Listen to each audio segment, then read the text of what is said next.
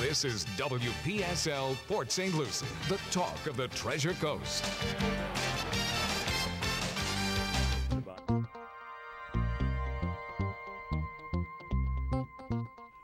6:07 at WPSL, the talk of the Treasure Coast.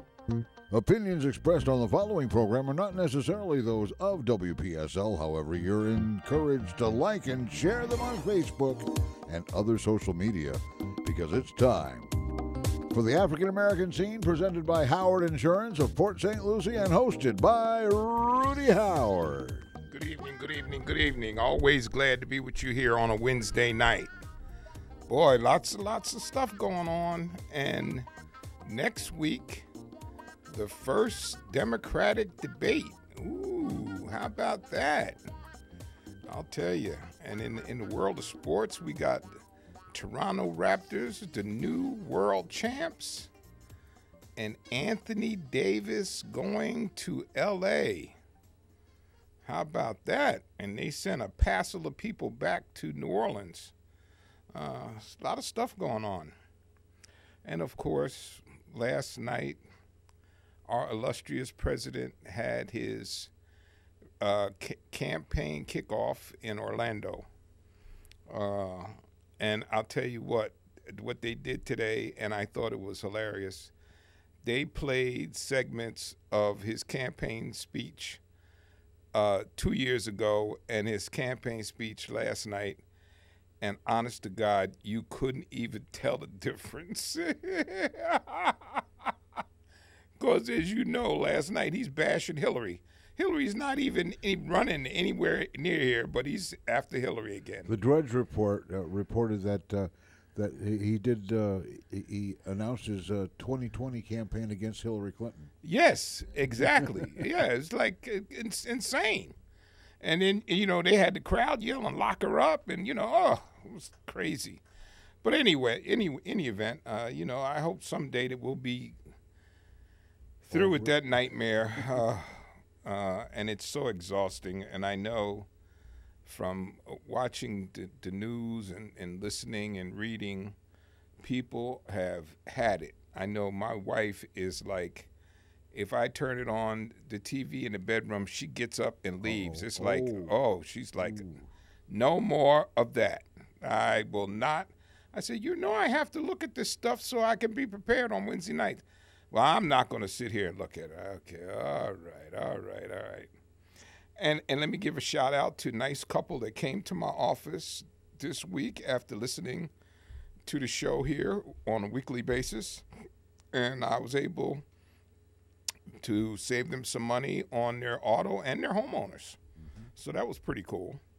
And they were very nice, and I really enjoyed meeting them. And they told me they listen to the show every week. So thank you again. I'm not saying your name because I wouldn't do that unless you told me it was okay. But now let me give kudos to Chuck. Chuck, last week I told you about a link Chuck sent me about Nowhere News. And then he sent me a new link to an app called All Sides News. All Sides News. And actually, for many of the stories, they give a left, a right, and a medium point of view on the story, which is kind of interesting. Now, I will tell you, one of the things I've looked at them very closely, and they also evaluate many of the news programs in terms of bias and unbiased. And you certainly wouldn't be surprised by how they rated some of the shows that we watch. But what I will say is that and Chuck told me I need to calm down, but in evaluating some of the stories, it appears my conservative friends have a hard time with the truth more than my progressive and Democratic friends. Conservatives have trouble with that truth thing. That doesn't mean that they're always wrong, because they're not. But they do seem to have trouble with the truth issue. I couldn't believe last night they talked to a lady at the rally, and she said to the reporter, "I know you always accuse him of lying, but he is not a liar. He does not tell lies." All I could do is just shake my head. Everybody on the planet knows that he's constantly telling untruths or exaggerations. And what I was fearful of happening is happening right now. Part of the reason why I was so concerned about that is that in the event that we needed to call on our allies for assistance, they were going to have some reservations because our president has trouble with the truth. And that's exactly where we are right now with this Iran thing. France and Germany are saying, you're going to have to give me some more information because they're not believing what they have been given thus far. Now, that is strictly. Now, you can call up, you can be the strongest conservative there is on the planet, but if you can't see the relationship between his constant lies and their reluctance to accept our report, you're just simply blind. Because we have always been able to talk to Germany and France with strong relationship and express our concerns, and typically they get on board right away. Not so this time. And I want you to think about that before you vote for him again, because that's an issue. And this time it's a small matter that could become a large matter, but just think about the fact that we may need some help. Now, let's talk about today. Well, let me put this out here first. Now that it has become crystal clear, trickle-down economics does not work. Trickle-down economics does not work. Across the board, conservatives and progressives admit trickle-down economics doesn't work. So the question is, what's the alternative? Now, just before, I'm not going to allow you to call up here and say I'm a socialist, because I'm not. But I am saying you have to make some changes. We cannot continue with this idea that you put more money in rich people's pockets and it will trickle down and lift the rest of us in our boats that don't have one. Are you hearing me? Because trickle-down economics is the idea that rising tide lifts all boats.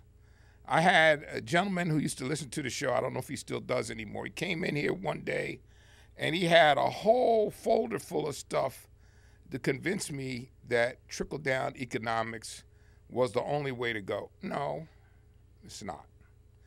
And let me tell you why I am opposed to socialism, for two reasons. Number one, because of my good friend Rene Arteaga, he and I had a heart-to-heart talk, and he is very passionate about socialism as a economic model. And I get it. He's from Cuba. My assistant, Alina, who's been with me for 14 years, is also from Cuba. So I understand why they have such strong feelings against socialism. And I do not believe in socialism. But what I am suggesting to you right now is that what we are doing now is not working, and you have to make some adjustments. Adjustments must be made. You cannot just keep pouring money into the top tier of the American society and expecting that will fix it. It doesn't. That's why there are the patriotic millionaires, and I will have more clips from them because I actually contacted them and they gave me the green light to be able to play some of their stuff on the show. I haven't seen anything recently that was short enough that I could play. But they do not think our current system works. Now, I'm going to tell you something else, too. The tax cut that Trump put in, although me and my accountant differ about this to some degree, that did nothing but make rich people richer.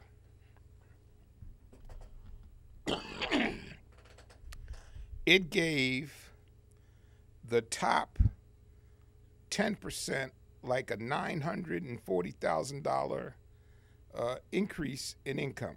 They're already rich. Now, I'm not opposed to, look, you know I'm an entrepreneur, so I'm certainly not opposed to people making money. But, you know, there is a point at which it gets into the absurd and the ridiculous. And the biggest difference between today and what used to be is that today the primary concern for corporations is their stockholders. I have to put more money in my stockholders' pockets as opposed to improving plant equipment or putting more money into my employees' pockets. It's all about the stockholders. We've got to make a change. Now, because I made this statement, and I said this to one of my used-to-be friend who doesn't like me very much anymore, which I understand, that power concedes nothing without pressure. And we are seeing a slow shift in the way corporations are operating and paying their people. It's happening because there has been adequate pressure from the public about how they are treating their employees and providing the economic opportunities for them. So, yes, there are changes afoot. And I anticipate those changes will continue because the pressure is just mounting more and more. And we have Steve on line one. Yes, sir. Hey, Rudy, how you doing? Okay. Let me just tell you something. America is getting exactly what they deserve. They're lazy, stupid. They don't get involved in their government. Let somebody else do it. Okay. Now you're seeing what happens when those somebody else's do it. They take home all the gold, and you're sitting at the starting line wondering what happened. And America is too stupid to figure that out. And they're too lazy. They can't go to a meeting on taxes, but they can go out and play golf every day. And it's not going to hurt. I'm an old man. I'm up in your age category, you know, where you get discount just for breathing. But what's going to happen to our children and our grandchildren when we put an actor in trickle-down economics, brain-dead Ronald Reagan, then we put another actor in, Schwarzenegger, he turns out to be a failure. Now we put a third actor in, Trump, and he's a disaster. Oh. When are we going to stop saying, oh, gee, because they got a TV show, they must be real smart? I mean, this is ridiculous. The man has evangelical support, but he doesn't go to church. Doesn't claim he's a Christian. I think once I heard him claim he's a Christian. Hey, so, listen, Steve, I have said this before. There are guys that I know listening to this show right now who I have respected as good Christian people that support him, and I don't get it. I don't know how they support him. I don't know how they can be the kind of Christian person that I know that they were anyway. I'm gonna say not say are. I'm gonna say were, and they can support this man. I don't get it. Because they're basically bigots, racist, and practicing the old sin of jealousy and payback. And here they got some screwball who's willing to go out there. I call him the bleached blonde bozo. And he's willing to go out there and ruin our country. He doesn't care. He doesn't think it's going to affect him or his family. Boy, how wrong that idiot is. Yep. It's going to affect everybody. Well, like I said, and my next trick I think he's going to try is to start a war with Iran, because he knows he's getting killed in all the polls. Even his own polls are killing him this early. I absolutely agree with you. A friend of mine called me on the way to the show tonight, and he said, I think he's going to start a war with Iran. I said, I absolutely agree with you. He, and I all agree. I see that coming. It's coming. Right. I see it coming too. I'll tell you what I did. I have a license to invest all over the world.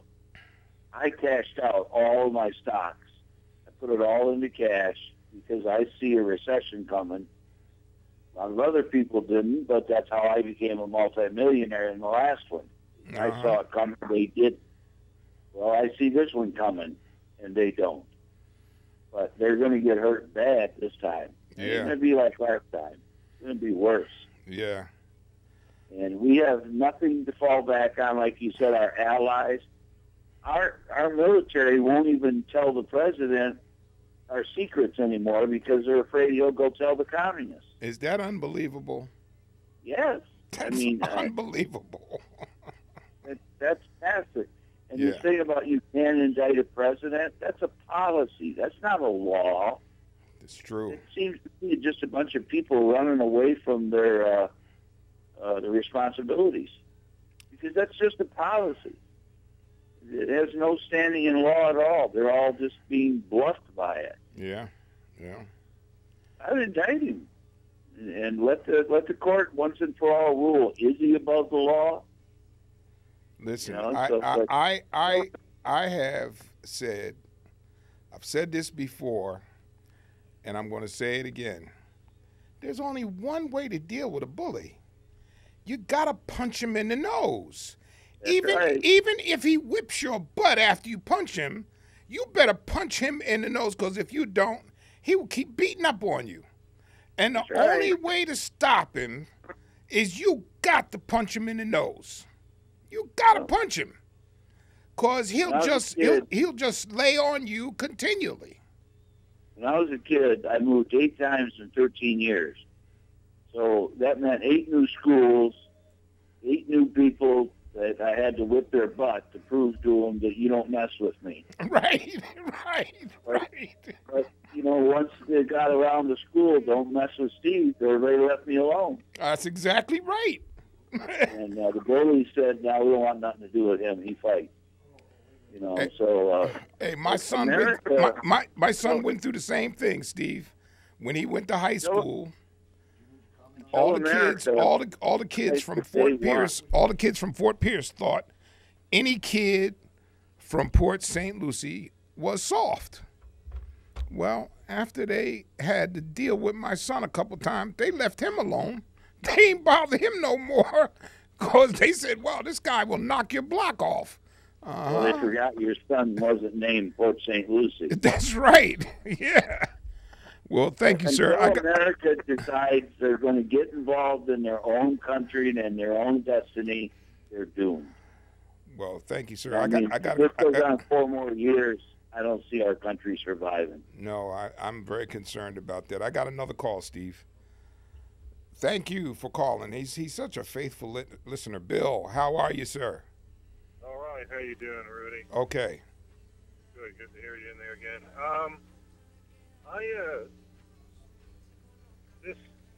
I don't know if this is one of the subjects that you want to talk about, because there's a lot going on today. There's a lot of it going on in the news about the, I don't even know if I'm pronouncing it correctly, reformation? Reparations. Yes, I was going to talk about that. Go ahead. Oh, okay. Sorry, I beat you to the punch. Well, anyway. Well, that's fine. Yeah, I don't, you and Cliff always said, don't call unless you get your facts straight. Don't be an idiot. So I'm asking you about this. Was it Cory Booker? Mm-hmm. Everybody's up in arms about all of his comments and what he wants to do and what he thinks everybody should do. And And the other thing, real quick, I'm going to hang up with you on that, so I can't stay on too long. Is a couple of years ago, I think it was during Dr. Martin Luther King's birthday, around there, and you were talking about back in the 50s and that, with the the motels and the water fountains and the restaurants that were only white only and everything. And the one thing I just want to say to you that kind of stuck with me all these years is, can you imagine being a father with little kids and trying to and going home after something like that and trying to explain to them why they couldn't eat in that restaurant or why they couldn't drink out of that water fountain? Because I've heard the expression, kids are born innocent, or how do you want to say it? Not prejudiced, and that's something that's taught to them, and not necessarily they're not born with it because they're innocent little kids. And that just kind of stuck with me a little bit. So I'm gonna leave you with that, and I'll stand by and listen to your comments. Okay. Thank you, sir. Oh my God, you are so right. Just the thought of having to explain that to your kid. And because you know what it's saying, really? Here's what it's saying that you don't say out loud, but the kid will absorb the message. You're not as good as me, so don't you dare drink out of that fountain. I don't want to drink out of the same fountain that you have to drink out of, even though your lips will never touch that spigot. It relegates your kid and you to second-class status. And that is a psychological scar, like many of the scars that black people receive that are not overt physical scars. Those are psychological scars. Now, let me talk about reparations since Bill brought that up. They had a hearing today, and today was my day to work on my bank statements, so I was working on my bank statements on one screen, and I had the hearing on the other screen. And it was very interesting to listen to both black and white people explaining why reparations should be considered, and for some to say why it shouldn't be considered. Now, just for the sake of clarity, and just so that you don't consider me to be wimpy about having to take a position, I have some ambivalence about it. Not because I don't think African Americans would be entitled to some reparations, because I think they would. But I have ambivalence because I think there are people in this country, no matter how you explained it, no matter how you laid out the case, would have so much hostility toward that it would cause, I believe, a permanent injury to our society. So for that reason,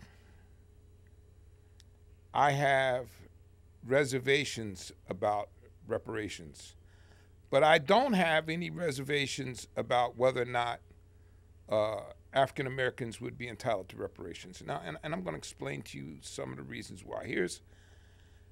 Do you know in 1935, when they created the Social Security Act, the idea of Social Security was to keep elderly people out of poverty. Well, in order to get the broad spectrum of white folks to accept it, they made an exception for farm workers and domestics.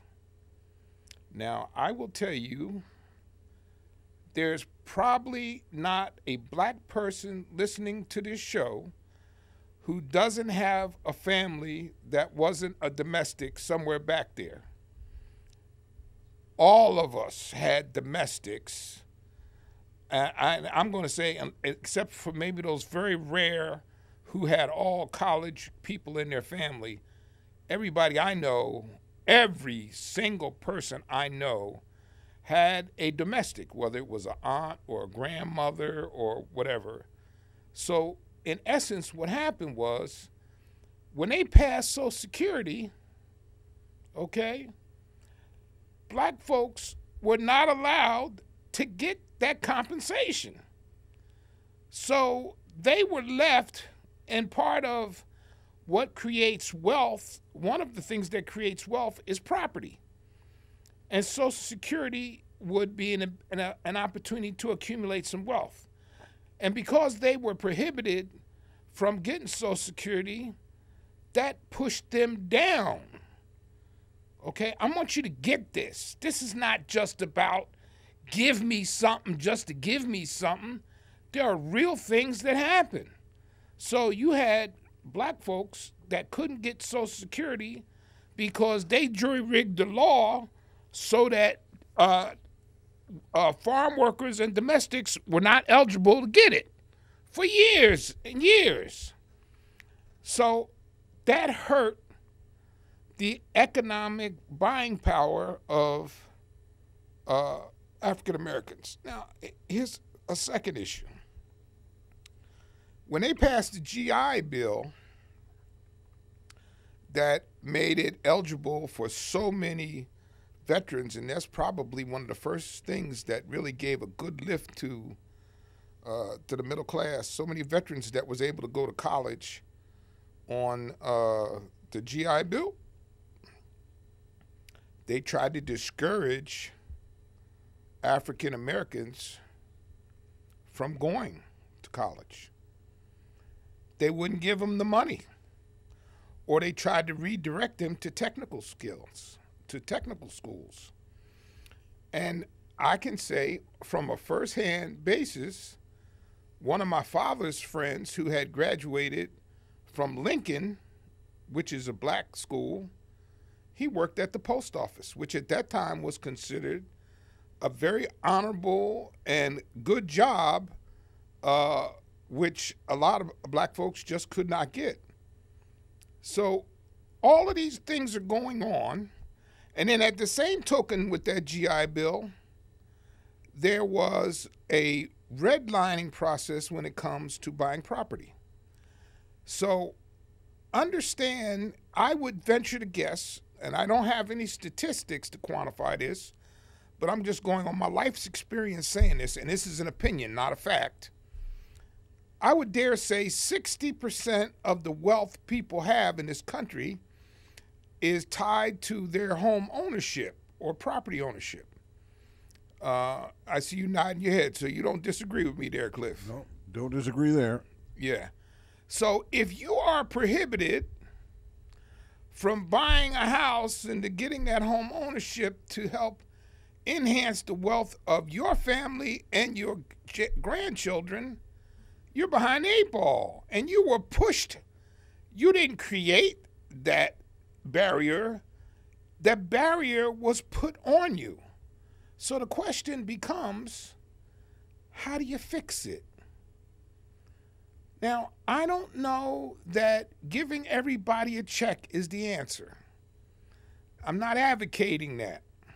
But I do say that you have to open your eyes, understand some of the things that happen, and be willing to at least give it some thought that maybe something should be done. Even if in the end of the day you say, no, I can't buy into that. Because there's some of you, I could talk to you from now until tomorrow morning, same time, and you still would never, agree that anything should be done as far as reparations are concerned. But, and now that ties into a question that I posed on Facebook, and I have some of the responses here with me. Here's the question I asked. My question for tomorrow's show: when should black people be done with the effects of slavery? Do you think it is still affecting black people? by your standard, when should this issue be over? I'd like to hear that. When do you think is an adequate amount of time for people to be done with the vestiges of slavery and some of the discriminatory things that put us behind 8 ball? Now, I've already told you in 1964 was when they made it so that we were able to then go out and own a home. Okay? Now, and then still, you couldn't do it everywhere.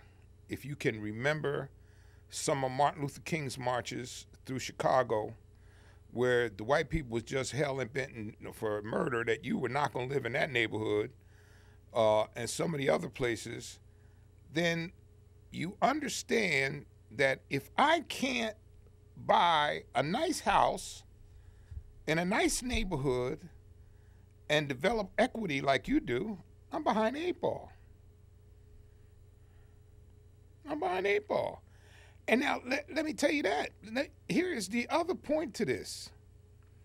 1964, that was 55 years ago. 55 years ago. That was yesterday. That just happened. It just happened. So, I don't want you to agree with me. I am putting some food in your brain to think about and say, just maybe, I disagree with a lot of things Rudy has to say, but just maybe he's got a point. I don't like reparations. I don't think it's the right thing to do because I didn't have anything to do with it, but he's got a point. He's got a point. And that's the issue. Can you see that? Can you really see that? So, in any event, I pose that question because I often hear people say, okay, it's time. Why don't you get over it? That was slavery. That was back then. And, you know, why would you bring that up? You know what? And my response to that is this. And this is one issue that kind of gets stuck in my craw. Nobody ever complains when the Jewish people remind us about the Holocaust. I don't. I don't have a problem with them reminding us about the Holocaust. That was a horrible event. But when we talk about slavery, people go, oh, do you have to talk about that again? Yes, we do, until we can come to grips with the effects that it's had. And here's some of the long-lasting, so you see, some of the things that you're not accepting as a byproduct is the psychological trauma. Just like Bill got it. He said something that a lot of people would never, ever admit to. He thought to himself, now how would I go home and explain to my kid that they couldn't drink out of that fountain? You think that's not an issue that a lot of black people didn't have to deal with? I heard Jay tell me one night that his father was on duty taking a German prisoner to a camp, and the German prisoner was allowed to go in the front door of the restaurant and eat, and he who was escorting the prisoner was not allowed to go through the front door of the restaurant. Now that has stuck with Jay, and I could look, it stuck with me. I can remember him telling that story. You remember him telling that story, Cliff? I think I do. It's been a while, but yeah, we've heard some great stories on the phones over the years. Yeah, so Just think about that. Think about that. He took the prisoner in the front door of the restaurant, and the soldier couldn't go. Was it in the Green Book? No, I don't think that restaurant was in the Green Book, but you know, so the point to be made here is sharpen your sensitivity a little bit and come up with some elements of understanding. It's not about taking anything from you. Reparations is not about taking anything from you. I don't want to take your money. That's not the point. The point is, are some African Americans entitled to compensation for some of the damage done to them as people growing up in this society? It's just yes or no. If you say no, then no is no. But if the answer is, if you think there was damage to African Americans growing up in this society, then you have to either say you just think that it's just too bad. Now, I have one friend that might say, who thinks that he's told me before, everything's not fair. So everything don't have to be fair. Okay, all right, maybe that's the answer. Everything doesn't have to be fair. That's an answer. Not an answer I agree with, but at least it's an answer. But the point is, give it some thought. Give it some thought. Now, the other thing that I got here was from one of my Facebook friends. He sent me a article from Sleeping Bear Press, and it's the title of the article is 3 Points to Change America. And I'm going to read the 3 points. I can't read the third one fully because when I printed this, I didn't realize the advertisement was covering part of the words. But fully fund public education for every student who wishes to go to college or tech school. That's point number one. What do you think about that? Point number two. Fully fund single-payer style health care for every person in the U.S. Point number two. Now, here's part of the rationale. Let's take on first on point number one. The rationale is that it would be paid for by less sickness and by the person achieving a job that pays more money, which will allow them to pay more taxes, which will eventually be an offset for the investment that you make in that education. Now, as far as the health care is concerned, the offset is that oftentimes people go to work sick, okay? And if they had proper health care, they wouldn't go to work sick, and as a result, not be spreading illness or missing work during the illness because they would be able to get the proper care. And then the last one, which is very controversial, and I think it's Professor Yang who is proposing this. This plan actually costs money, but in the long run makes more sense to create net improvement. It gives each person a check of $500 a month income. Not so sure how I feel about that. I understand theoretically why that makes sense, but I'm not sure that I can agree with that. And you know what? I'm going to tell you why. Because I'm no different than the rest of you. I have been somewhat indoctrinated to the fact that we all have to make it on our own, and I'm not totally comfortable with giving somebody money, not to mention the fact that it might do a lot of good and might save some families a lot of heartache and headache.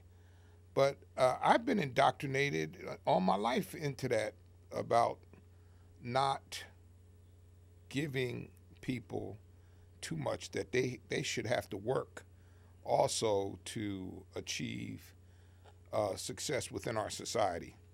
But those were three things, and that came from the Sleeping Bear Press. I don't know where my friend Mr. Watkins got that from, but that is what he has said here on those 3 points. I'm going to suggest we take a last-minute break here. We only got about 10 minutes left. We're going to take a little break, and if you want to call, that number is 340-1590. That's 340-1590. Now, if you don't call, we're going to assume that you agree with everything Rudy Howard has discussed with you tonight, without question, okay? 340-1590. Be a part of the African-American scene tonight on WPSL. We'll be right back. Serving the entire Treasure Coast, Howard Insurance & Associates in Port St. Lucie offers a wide variety of insurance products, along with the very best customer service. Whether you're shopping for the best homeowners coverage at the most affordable value, contact Rudy Howard's team at Howard Insurance & Associates. If you need coverage for your vehicle, call Howard Insurance & Associates, 343-9878. That's 343-9878. Maybe you're planning to add a boat, motorcycle, or RV. Call Howard Insurance & Associates for your free quote at 343-9878 and get the coverage you need at a cost that will fit your budget. For home or business, auto or recreational vehicle, choose Howard Insurance & Associates, 600 Southwest Darwin Boulevard, Suite 206, Port St. Lucie. And for your free rate quote, call them at 343-9878, 343-9878. WPSL Storm Team 5 Treasure Coast weather is brought to you this hour by Seacoast Air Conditioning. Family owned and operated on the Treasure Coast since 1982. Online, seacoastair.com. Now with our forecast, here's meteorologist James Wieland. Evening showers and thunderstorms on the Treasure Coast, then tapering off cloudy skies overnight. Lows down into the lower 70s. Thursday's forecast, less rain out there as we lower the rain chances. High temperatures go up, though, into the low to even middle 90s, and the heat index feels like temperature will be more like 102. Just an isolated shower storm in the afternoon. Sticking with low rain chances and hot afternoon temperatures Friday through the weekend. I'm WPTV Storm Team 5 meteorologist James Wieland for WPSL 1590, the talk of the Treasure Coast. At Seacoast Air Conditioning, they believe in 3 basic fundamentals: answer the phone, show up on time, and fix the problem right the first time. Seacoast Air, family owned and operated since 1982, waiting to answer your call 24/7. Comfort crisis? Don't roast. Call Seacoast. This is WPSL Port St. Lucie, the talk of the Treasure Coast.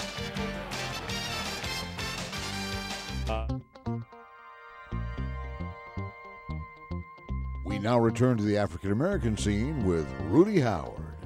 And we have Winnie on line 1. Yes, Winnie. Yes, how y'all doing? You're clear. Okay. You think that really? I hear that so many years ago about the slavery reparations. Well, you think that really might come to a head? Think that really might come true? Or are they just talking? Who they were talking about a Cory Booker? No, well, it was in... They had a hearing in Congress today. I was watching it. Somebody that you might not know, Ta-Nehisi Coates, is an author, and he's a thought provocateur. And Danny Glover was also there. Danny Glover also testified on the Hill. So what they were trying to do is talk through the issue, tell people why the thought of reparations is reasonable to think about, and what some of them were saying, and I kind of agree. If you talk about it and you don't talk about it in terms of a check, you might be able to get people to be more responsive to the idea of reparations. Because it's people who feel like you're taking their money and giving it to somebody else are the people that's going to have a hard time with that.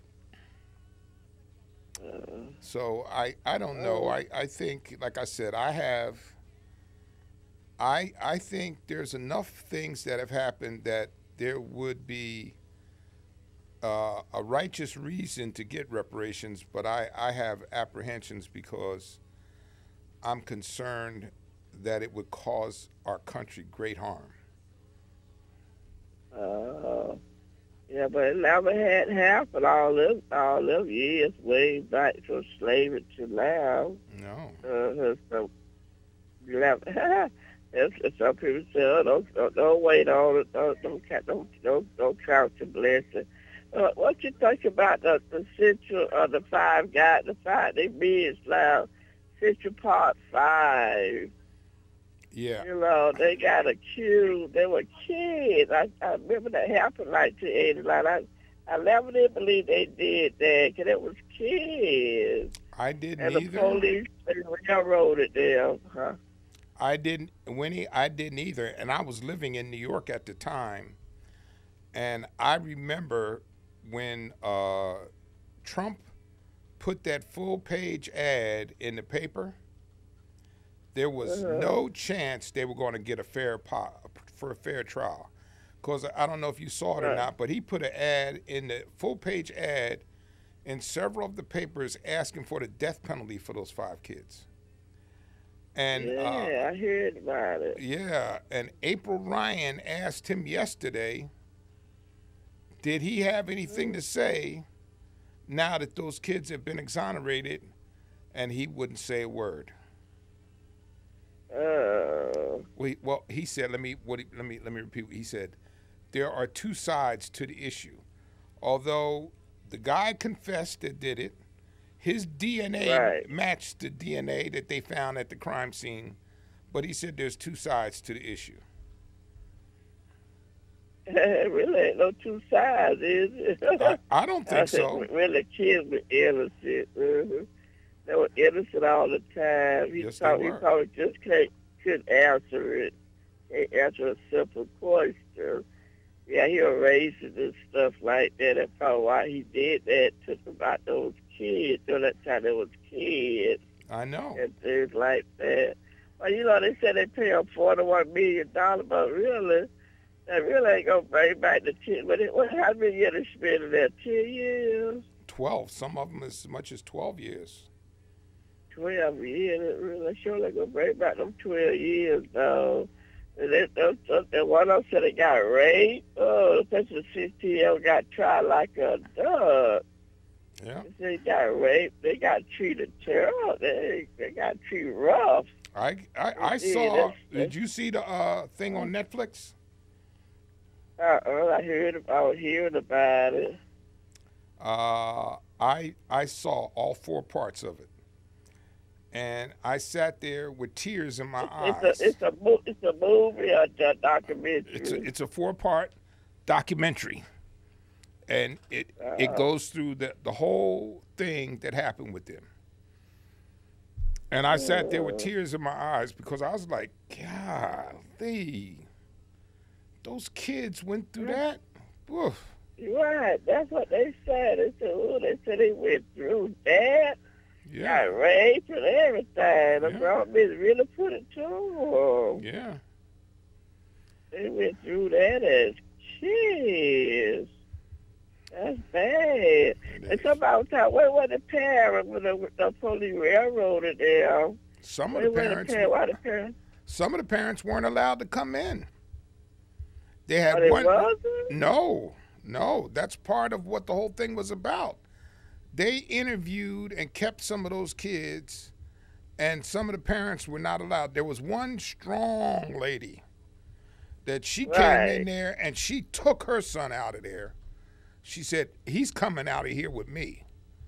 Oh, he still got convicted, but she at least was able to try to put her feet into the process. So, but anyway, so what you should do, Winnie, if you know anybody that's got Netflix, When They See Us is what the name of the show is, and part of what they're talking about now, I can totally understand. They're saying, I'm ruined. There's people now, when they see us, they're never quite sure of whether they believe us or not. Now this movie has gone documentary. It's a docudrama, but it has gone a long way to really get some cleansing for those guys. That's for sure. Mhm. But if you get a chance just go ahead and take a look at that. Okay, all right. Thank you. Bye-bye. Thank you, Winnie. Yeah, I would tell you, anybody, if you have Netflix, you ought to look at that. It's a little rough to look at because there's some tough scenes in there, but you should look at it because there's some pretty tough scenes in our daily news too. Yeah, you know, yeah. Those kids went through hell, and they were kids. And when and one of the scenes toward the end when the guy comes forward and he confesses, the new attorney goes to the old attorney and she said, "Listen, this guy confessed." And they said, "Well, they were in on it." And she said, "No. He said he did it by himself. And his semen, the DNA in the semen matched him." So I don't know. But and I could say this for you. There is no politics here. It's either they did it or they didn't do it. And if they didn't do it, then that's that. Okay, so I don't know. We got a call? Yeah, you have Chuck has called in with some important information. Yes, sir, Chuck. Yeah, I'm Miss Winnie. I need to talk with you on Messenger. And I've got 4 spaces. And I'm more than willing to give her the information to log in, and she can watch it all she wants. For the Netflix? Yeah, so she can watch that show you guys were talking about, Yeah. or You saw it? or anything like, No, I haven't seen it, but Okay. I've got. All right, I'll get on it with Messenger, and I'll contact you about Miss Winnie. I've listened to her for years. All right. Okay, thank you, You got Chuck. to sign off. Okay, all right. All right. Bye-bye. All right, okay. Help from the audience. All right. Yeah, and Winnie, I hope you heard that. Chuck wants to make it available to you. So get in touch with me. You know how to get in touch with me, and I will get them your information. Folks, I'd like to thank you for tuning in to the African American scene. God bless and be safe, and I will see you next Wednesday right here for the African American scene. The African American scene with Rudy Howard on WPSL Wednesday evenings in the 6 o'clock hour. Archives are in video form on YouTube under WPSL TV. Look for Rudy Howard's African American scene on YouTube. This is WPSL Port St. Lucie, the talk of the Treasure Coast, where the time is 7 o'clock right now.